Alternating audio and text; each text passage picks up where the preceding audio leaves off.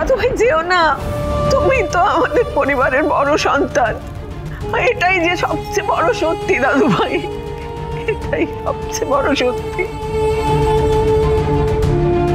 ওরে পোড়ামুখী, তুই কেন যেতে দিলি দাদু ভাইকে? কেন আটকালি না ওকে?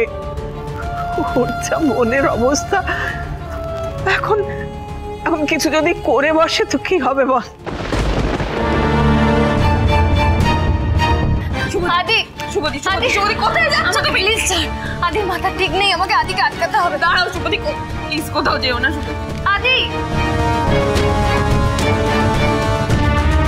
শুভ তুই আমার কথাটা শোন। তুই এখন গেলে দাভাই উল্টো পাল্টা ভাবে রিয়াক্ট করতে পারে। তার থেকে আমরা যাচ্ছি, আমরা গিয়ে দাভাইকে খুঁজছি। শুভ তুই থাক, আসছি আমরা। ঠাকুর, আমার আদির কিচ্ছু হবে না ঠাকুর। ঠাকুর তুমি তো জানো আমি কোনো দোষ করিনি। মা জগদ্ধাত্রী আমার আদিকে ঠিক রক্ষা করবেন, আমি জানি।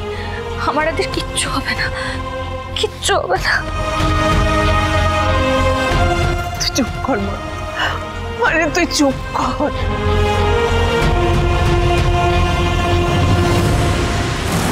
নাটকটা তো ভালোই জমে উঠেছে, এটাই আসল সুযোগ।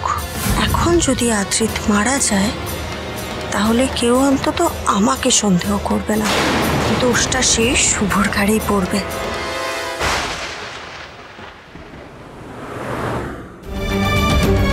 আমার আর তোমার সম্পর্কে আদি আর তুফান, সেই সম্পর্কটাকে তুমি ঢাকতে চাইছো, সন্তান দুটোকে ঢাকতে চাইছো। মিথ্যে কথা, বাজে কথা। আমি কোনোদিনও চাইনি সত্যিটা সবার সামনে আসুক, আমি কোনোদিনও চাই। তার মানে সবটা জানতে তো জানতে। আচ্ছা, একটা জিনিস আজকে ক্লিয়ার হয়ে গেল না, আদ্রিত এই পরিবারের কেউ নয়। আদ্রিত এই পরিবারের অবৈধ সন্তান। এক রাতে কিভাবে সবকিছু এলোমেলো হয়ে গেল, আমার গোটা লাইফটা মিথ্যে হয়ে গেল। না না, এটা হতে পারে না। এই মিথ্যে নিয়ে আমি বাকি লাইফটা কি করে বেঁচে থাকবো? আদ্রিত বাড়ি থেকে বেরিয়ে গেছে, কোথায় গেছে কেউ জানে না। যেখান থেকে পারো আদ্রিতকে খুঁজে বের করো আর ওকে শেষ করে দাও। আদ্রিতের বাঁচার প্রয়োজন শেষ হয়ে গেছে, এবার ও মরে গিয়ে আমাকে বাঁচিয়ে রাখবে। আমার আদিকে ফিরিয়ে দাও ঠাকুর, আমার আদিকে ফিরিয়ে দাও। আমার আদির কিছু হলে যে আমি বাঁচবো না ঠাকুর।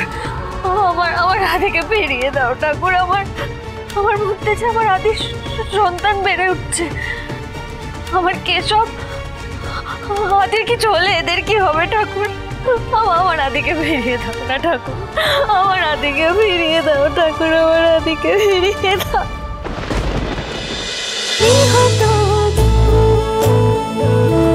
গৃহপ্রবেশ সোম থেকে রবি রাত 10টায় স্টার জলসায় ও জিও হটস্টারে।